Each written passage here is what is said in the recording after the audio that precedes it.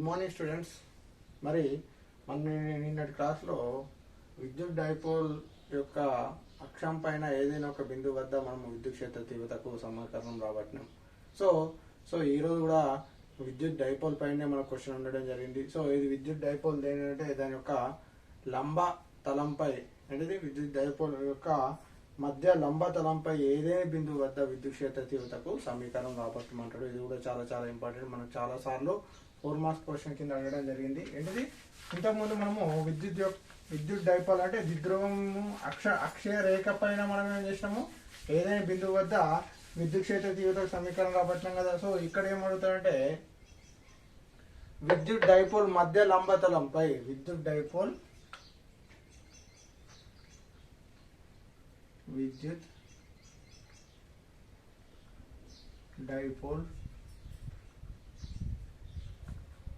మధ్య లంబ తలంపై ఏదైనా బిందువు వద్ద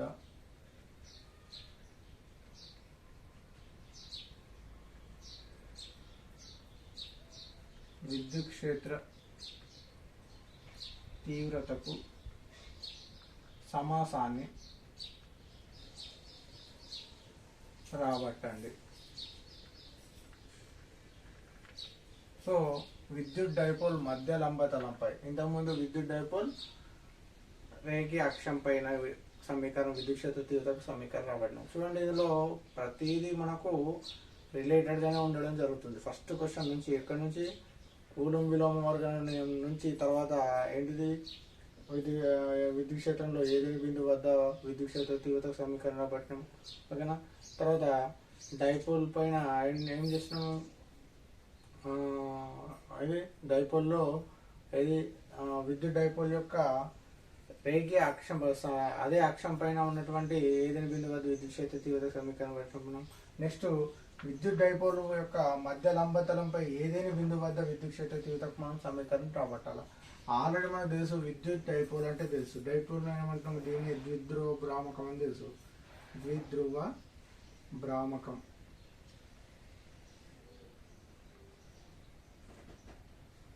పి అంటాం. పి ఈక్వల్ టు మనం ఆల్రెడీ తెలుసు 2AQ అని కూడా మనకు తెలుసు. పి ఈక్వల్ టు 2AQ అని మనం ఫస్ట్ నుంచి చేసుకుంటాం. మరి 2AQ అంటే ఏంటి, కొంత దూరంలో, ఏంటిది కొంత దూరంలో అంటే 2A దూరంలో వేరు చేయబడిన, కొంత దూరంలో అంటే 2A దూరంలో వేరు చేయబడిన సమాన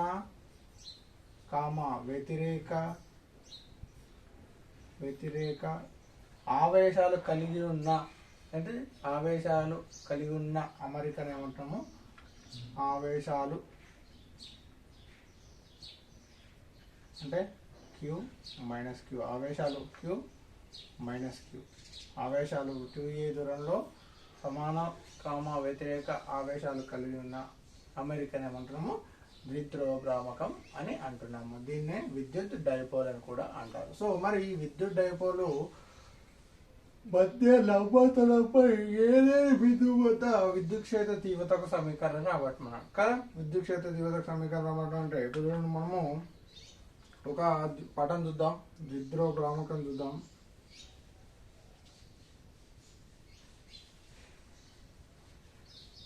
ఇది A, ఇది B అనుకోండి.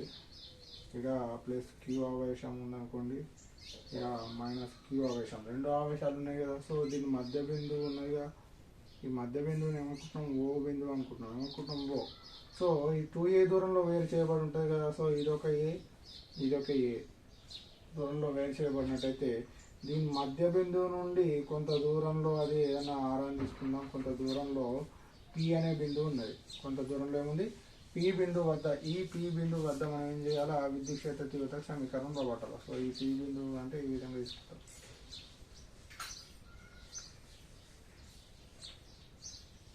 సో ఈ P బిందువు వద్ద ప్లస్ Q ఆవేశం వల్ల విద్యుత్ క్షేత్ర తీవ్రత ఏర్పడుతుంది కదా. సో ప్లస్ Q ఆవేశం వల్ల విద్యుత్ క్షేత్ర తీవ్రత ఈ విధంగా E1 అనేది ఉండడం జరుగుతుంది. ఏంటిది, E1. అదేవిధంగా మైనస్ Q వల్ల కూడా విద్యుత్ క్షేత్ర తీవ్రత ఉంటుంది కదా. సో అదేమవుతుంది, E2 అవుతుంది. సో ఈ విధంగా రెండు విద్యుత్ క్షేత్ర తీవ్రతలు అనేది ఉండడం చేస్తుంది. సో ఇక్కడ కొంచెం కోణం చేస్తుంది, ఇక్కడ కొంచెం కోణం చేస్తుంది కదా. కానీ ఈ పి బిందువు వద్ద విద్యుత్ క్షేత్ర తీవ్రత అనేది రెండు దీని విద్యుత్ క్షేత్ర తీవ్రత దీని విద్యుత్ క్షేత్రత ఉన్నాయి కదా. సో ప్లస్ క్యూ ఆవేశం వల్ల దీని యొక్క లంబాంశాలు అంటే ఇప్పుడు E1 యొక్క లంబాంశము మరియు E2 యొక్క లంబాంశము, E2 యొక్క లంబాంశాలు అంటే ఇక్కడ ఏమవుతుందంటే E1 sin θ and E2 sin θ పరస్పరం లంబంగా ఉండి సమానంగా మరియు వ్యతిరేకంగా ఉండి ఇవి ఏమవుతాయంటే జీరో అవుతాయి. ఓకేనా, ఇవి రెండు పరస్పరం లంబంగా ఉండి వ్యతిరేకంగా ఉండి జీరో అవుతాయి. కానీ దీని యొక్క సమాంతర అంశాలు అంటే E1 E2 వీటి యొక్క లంబాంశాలు పరస్పరము వ్యతిరేకము మరియు సమానం కాబట్టి అవి ఏమైతే రద్దవుతాయి. కానీ ఇక్కడ మాత్రము వీటి యొక్క సమాంతర అంశాలు E1 యొక్క E1 cos θ and E2 cos θ, కానీ ఇవి రెండు ఒకే దిశలో ఉండి సమానంగా ఉండడం జరుగుతుంది. సో ఈ విధంగా ఇక్కడ కూడా ఒక కోణం చేస్తుంది, ఇక్కడ కూడా ఒక కోణం చేస్తుంది. సో అప్పుడు ఇది R అన్నప్పుడు ఇది A అన్నప్పుడు ఈ B ఏమవుతుందంటే √R² + A². ఇది మనకున్నటువంటి పటము, దాని యొక్క విశ్లేషణ. ఓకేనా, ఏంటిది 2a దూరంలో వేరు చేయడం అంటే ఒకటి ఏంటిది ఒక ద్విధ్రువభ్రామకం. సో దాని మధ్య బిందువు O అనుకుంటే O నుండి OE అనేది పార్ట్ A అవుతుంది, OB అనేది ఏమవుతుంది A అవుతుంది. O నుండి R దూరంలో ఏముంటుంది P బిందువు ఉంటుంది. P బిందువు వద్ద విద్యుత్ క్షేత్ర తీవ్రత కనుక్కోవాలంటే ప్లస్ Q ఆవేశం వల్ల ఉన్నటువంటి విద్యుత్ క్షేత్ర తీవ్రత ఏమవుతుంది E1 అవుతుంది. మైనస్ Q వల్ల ఏర్పడే విద్యుత్ క్షేత్ర తీవ్రత ఏమవుతుంది E2 అనేది ఇవ్వడం జరుగుతుంది. కానీ E1 E2 విద్యుత్ క్షేత్ర అంశాలు లంబాంశం సమాంతర అంశాలు రెండు ఉంటాయి కాబట్టి సో E1 యొక్క లంబాంశం E1 sin θ, E2 లంబాంశము E2 sin θ, ఇవి రెండు పరస్పరం సమానం మరియు వ్యతిరేకం కాబట్టి ఇవి రెండు పరస్పరం ఏమైంది రద్దవడం జరుగుతుంది. కానీ వీటి యొక్క సమాంతర అంశాలు రెండు ఒకే దిశలో ఉండడం వల్ల ఇవి రెండు సమానంగా ఉంటుంది. అది E cos θ, E1 cos θ and E2 cos θ. So విద్యుత్ క్షేత్ర తీవ్రత ఈ విధంగా ఫలిత విద్యుత్ క్షేత్ర తీవ్రత అనేది ఈ విధంగా ఉండడం జరుగుతుంది. సో మనం ఏం చేయాలి, ఈ P బిందువు వద్ద మనం ఇప్పుడు విద్యుత్ క్షేత్ర తీవ్రతకు సమీకరణాన్ని రాబట్టాలి. ఓకేనా, సో ఇప్పుడు చూడండి, ద్విధ్రువంలో ప్లస్ Q మైనస్ Q ఆవేశాల వల్ల ద్విధ్రువంలో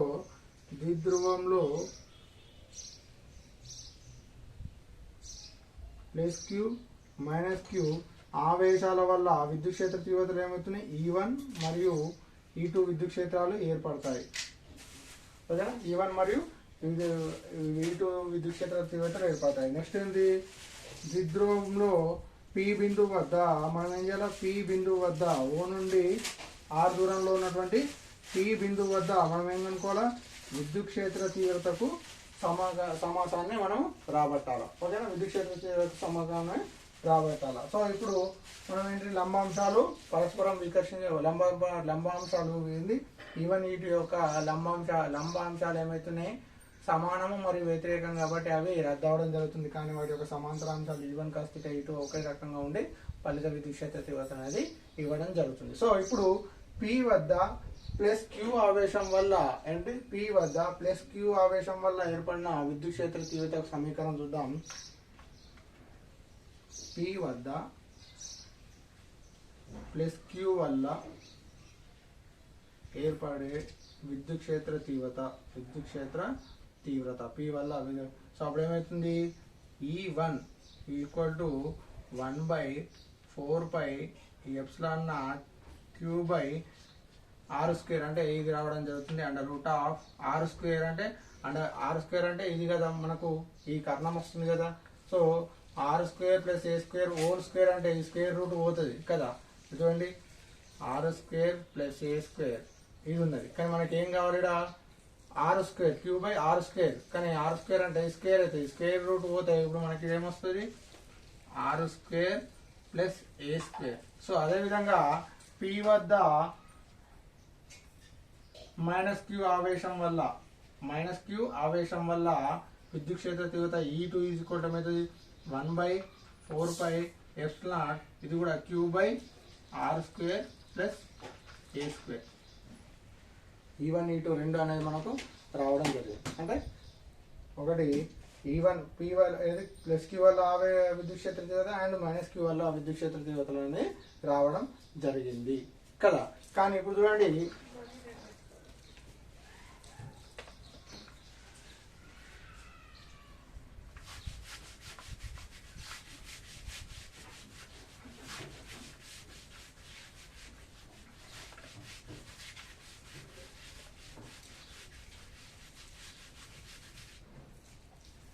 సో నికర విద్యుత్ క్షేత్ర తీవ్రత అనేది అంటే ఫలిత విద్యుత్ క్షేత్ర తీవ్రత అనేది E ఈక్వల్ టు ఫలిత విద్యుత్ క్షేత్ర తీవ్రత E ఈజ్ ఈక్వల్ టు ఏమవుతుందంటే E is equal to E1 cos θ plus E2 cos θ. ఎందుకు మరి ఇక్కడ E1 గ్రేటర్ దెన్ E2 కాబట్టి so E1 cos θ plus E2.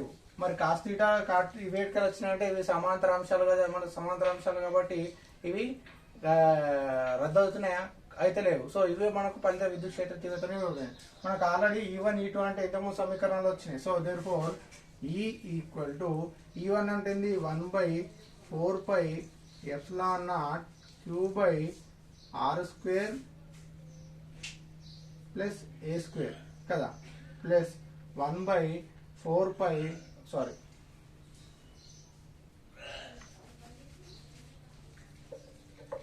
ఇదేముంది cos theta,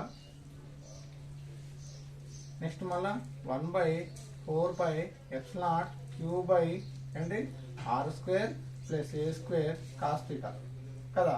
so ఈ ఈక్వల్ టు సో ఇది చూడండి ఈ మొత్తం సేమ్ ఉంది, ఇక్కడ కూడా మొత్తం సేమ్ ఉంది. ఈ మొత్తాన్ని మనం బయట తీసినట్టయితే ఇది ఏమవుతుంది 1 + 1 మొత్తం మిగిలింది కామన్ అయింది 1/4πε0 Q/r² plus A² cos theta. ఇదంతా బయటకు తీసినట్టయితే ఇక్కడ 1 మిగిలితే ఇక్కడ మిగులుతుంది. అప్పుడు ఏమవుతుంది E is equal to 2 × 1/4πε0 Q/r² plus A² cos theta కదా. సో ఇప్పుడు చూడండి E is equal to 1/4πε0 2 naught పంపిస్తున్నా 2Q cos theta by R² plus A².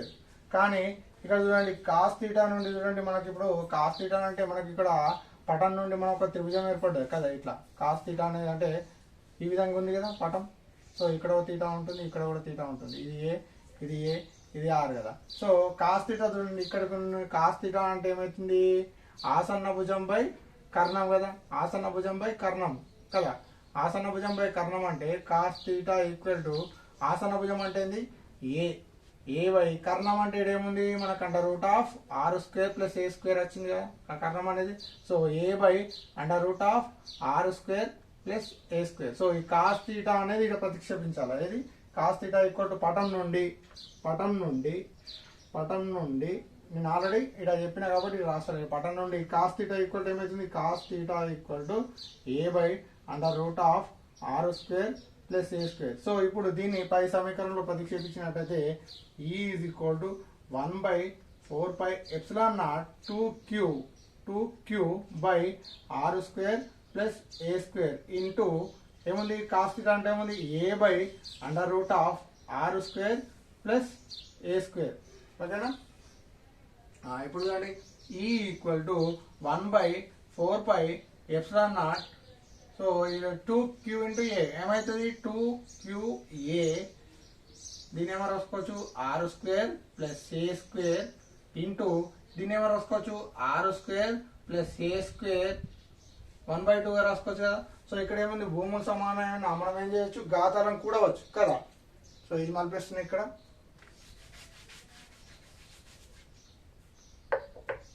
So అప్పుడు E ఈక్వల్ టు 1/4πε0 ఓకేనా 2QA. కానీ మనకు P ఈక్వల్ మనకి ఏమని తెలుసు 2QA అని మనకు తెలుసు కదా. P ద్విధ్రువభ్రామకం మనం ఆల్రెడీ చెప్పుకున్నాం స్టార్టింగ్ లో P ఈక్వల్ 2AQ అని చెప్పుకున్నాం కదా. P ఈక్వల్ టు మనకి ఏమని తెలుసు 2AQ అని మనం ఇక్కడ చెప్పుకున్నాం కదా. సో ఇక్కడ కూడా P ఈక్వల్ మనం దీన్ని రాసుకోవచ్చు 2AQ రాసుకోవచ్చు. 2QA కాకుండా దీన్ని 2AQ క్యూ కూడా రాసుకోవచ్చు. So 2a p equal to 2aq అని రాసుకోవచ్చు. కాబట్టి దీని ఏమని రావచ్చు, p అని ప్రతిక్షేపించవచ్చు కదా. సో అప్పుడు ఏమవుతుంది, p బై, సో ఇక్కడ చూడండి R square plus A square into R square, భూములు సమానమైన ఘాతాలు కూడా వచ్చు. అప్పుడు ఏమవుతుంది, R square plus A square. ఇక్కడ ఏం లేదంటే దీనికి ఘాతం ఏమన్నా ఒకటి, 1 + 2 అంటే ఇదేంటి 2 ఎక్కం 2, 2 + 1 ఏమవుతుంది 3/2 అవడం జరుగుతుంది. 3/2 అనేది జరుగుతుంది. సో ఇప్పుడు చూడండి ఇక్కడ ఆర్ అనేది గ్రేటర్ దెన్ ఆఫ్ ఏ అయినట్లయితే ఏని ఏం చేయొచ్చు, విస్మరించవచ్చు. అంటే ఈ ఆర్ అనేది పెద్దగా ఉన్నప్పుడు ఏ అనేది చిన్నది కాబట్టి ఏనేం చేయొచ్చు, మనం విస్మరించవచ్చు. సో పై సమీకరణం ఏమవుతుంది, E is equal to 1/4πε0 p by R square to the power of 3/2, R square to the power of 3/2. So ఈ స్క్వేర్ ఇక్కడ స్క్వేర్ 3/2, ఈ 2 క్యాన్సల్ అవుతుంది. అప్పుడు ఏమైతే E is equal to 1/4πε by p by ఏమవుతుంది r3, p బై r3 అనేది రావడం జరుగుతుంది. ఏమవుతుంది, E is equal to 1/4πε p by r3. దీన్ని ఏమంటున్నామంటే విద్యుత్ ద్విధ్రువం లేదా డైపోల్ విద్యుత్ ద్విధ్రువం యొక్క లంబతలంపై ఏదైనా పి బిందువు వద్ద ఉన్నటువంటి విద్యుత్ క్షేత్ర ఈజ్ ఈక్వల్ టు మనం రాసుకోవచ్చు 1/4πε బై r3 గా తీసుకోవచ్చు. దీన్ని ఒక సదిశా రూపంలో రాసినట్టయితే E equal to p by 4πε r3 equal to 4πε r3 గా తీసుకోవచ్చు. సో ఇదేంటి సదిశా రూపంలో ద్విధ్రువం యొక్క ద్విధ్రువం లేదా డైపోల్ యొక్క మధ్య లంబ తలంపై ఏదైనా బిందువు p వద్ద నికర విద్యుత్ క్షేత్ర తీవ్రత లేదా ఫలిత విద్యుత్ క్షేత్ర తీవ్రత is equal to p by 4πε r3 లేదా is equal 1/4πε p by r3. ఇదే మనం రావాల్సిన సమీకరణం. చూడండి ఎంత ఈజీగా ఉంది. ఆల్రెడీ మనం ఇంతకుముందు కూడా అనుకున్నాం. దాన్ని బట్టే మనము ఈ సమీకరణాన్ని ఈజీగా రాబట్టవచ్చు. ఓకేనా. సో మరొకసారి చూద్దాం.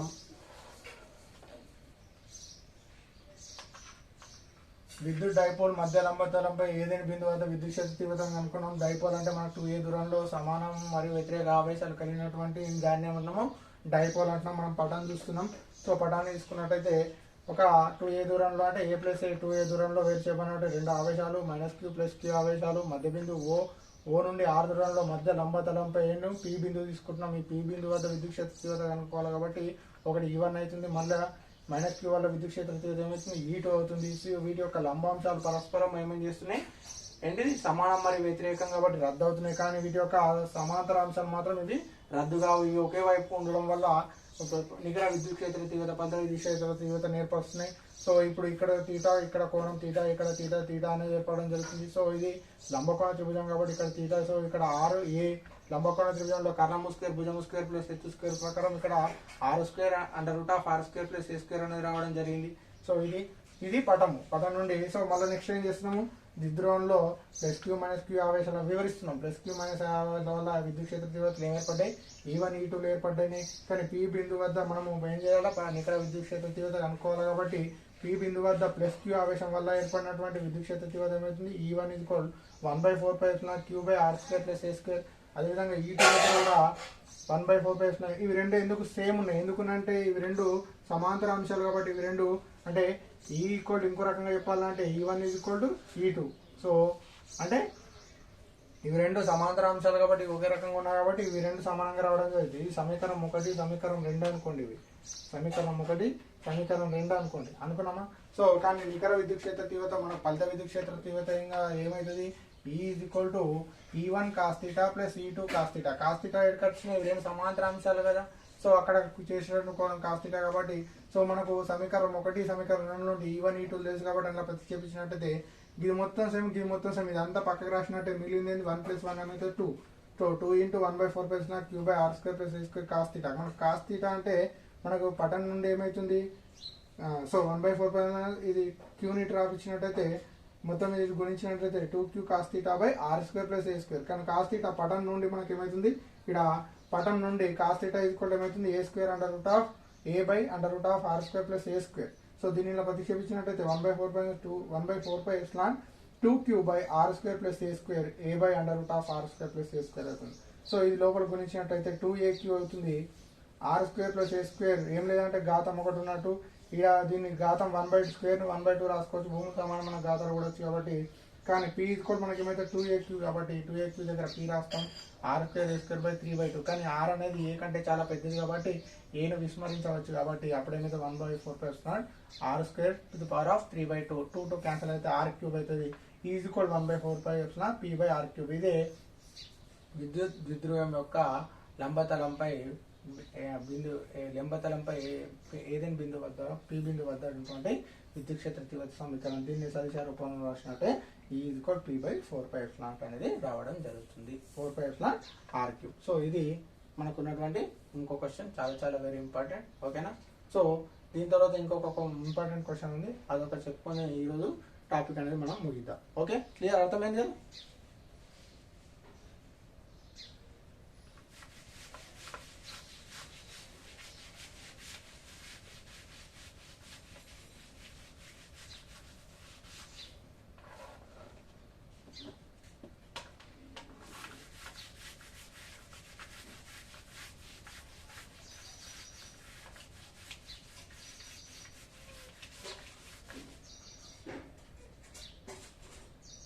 నెక్స్ట్ మన క్వశ్చన్ ఉంటుంది వెరీ వెరీ ఇంపార్టెంట్. గాస్ నియమాన్ని తెలిపి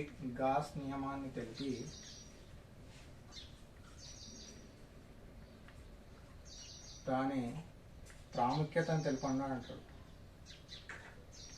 ప్రాముఖ్యతను తెలపండి. గాస్ నియమాన్ని తెలిపి దాని ప్రాముఖ్యతను తెలపండి. Very very important. గాస్ నియమం పైతో ఇస్తారు. సో గాస్ నియమం అంటే చూడండి, గాస్ నియమం అంటే సంవృత తలం అన్నా మూసిన తలం అన్నా ఒకటే. ఏంటిది? సంవృత తలం అన్నా మూసిన తలం అన్నా ఒకటే. ఏదైనా సంవృత తలం గుండా పోవు మొత్తం విద్యుత్ అభివాహం, ఏదైనా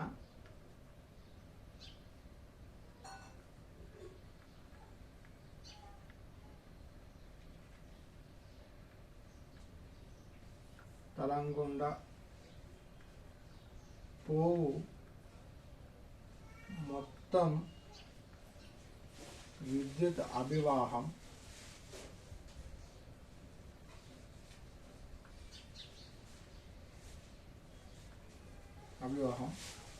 ఆ తలం ఆవరించి ఉన్న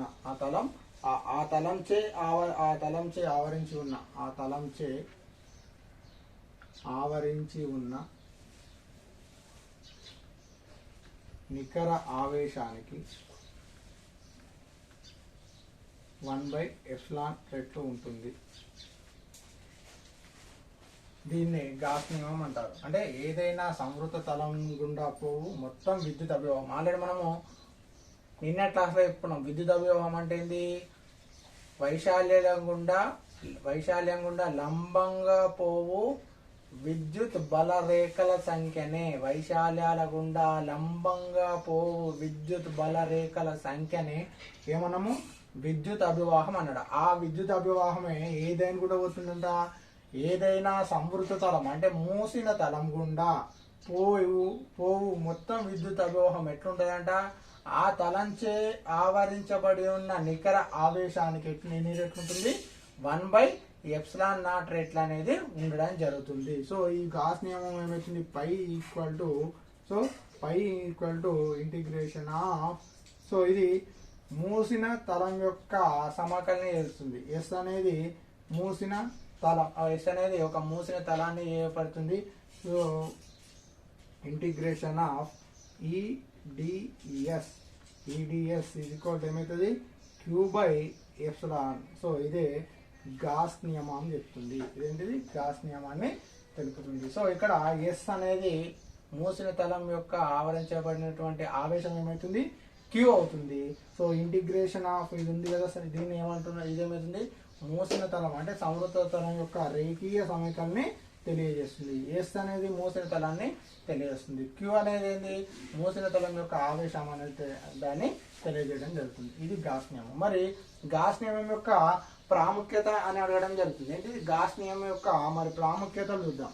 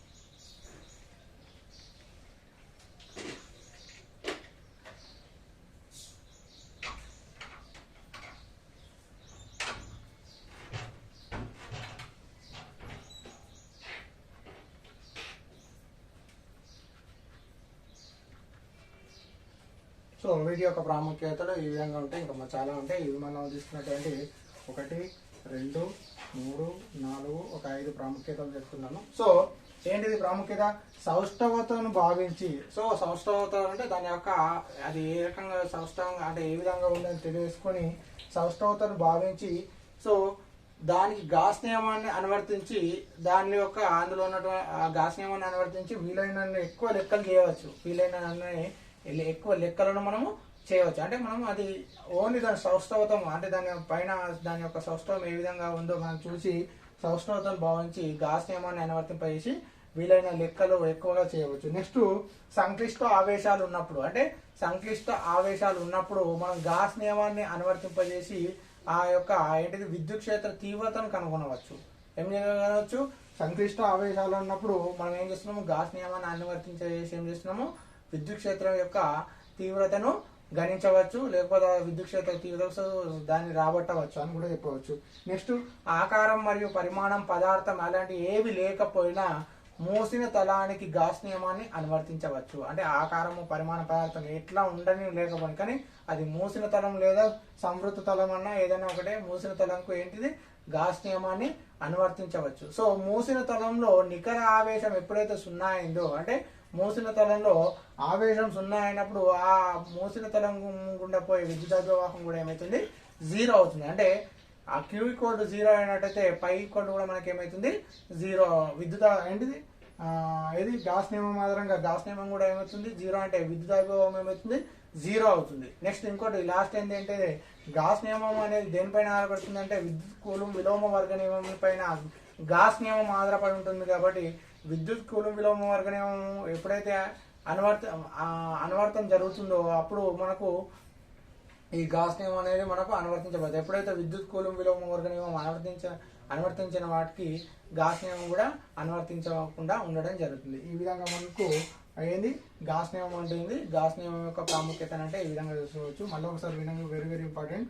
గాస్ నియమం అంటే ఏదైనా సమృద్ధ తలం గుండా పోవు మొత్తం విద్యుత్ అభివాహం ఆ తలంచే ఆవరించబడి ఉన్న నికర ఆవేశానికి ఎన్ని రెట్లు ఉంటుంది? 1/ε0 రెట్లు ఉంటుంది. So pi equal integration of EDS. So ఈ డిఎస్ అనేది మనకు ఇది విద్యుత్ అభివాహం అనేది మనకు తెలుసు. సో ఇది ఇంటిగ్రేషన్ ఆఫ్ ఎస్ అనేది మూసిన తలం యొక్క రేవికీయ సమకాన్ని తెలియజేస్తుంది. దీని కూడా పోయే విద్యుత్ అభివాహం ఏంటి? 1/Q ఆవేశానికి 1/ఆవే నికర ఆవేశం అంటే Q.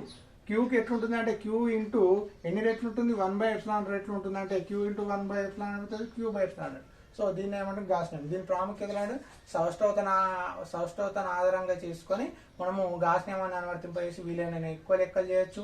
సంక్లిష్ట ఆవేశాలు ఉన్నప్పుడు ఆన్లైన్ మూసిన తలంలో అంటే నికర ఏదైతే మనకు ఏంటిది సంవృత తలంలో మనము సంక్లిష్ట ఆవేశాలు ఉన్నట్టయితే అప్పుడు ఏం చేయొచ్చు? మనము గాస్ నియమాన్ని అనువర్తించి విద్యుత్ క్షేత్ర తీవ్రతను లెక్కించవచ్చు. ఓకేనా? మరియు అదేవిధంగా ఏది పదార్థము మరియు పరిమాణము పదార్థము ఆకారము మరియు పరిమాణం లేకున్నా అది ఒక మూసిన తలానికి మనం ఏం చేసుకోవచ్చు? సంవృత తలానికి గాస్ నియమాన్ని అనువర్తింపజేయవచ్చు. అంటే మూసిన తలంలో ఏంటిది నికర ఆవేశము ఏంటిది సంవృత తలంలో లేదా మూసిన తలంలో నికర ఆవేశము 0 అయినట్టయితే అందుకుండా దాని గుండా పోయే విద్యుత్ అభివాహం కూడా ఏమవుతుంది? 0 అవుతుంది.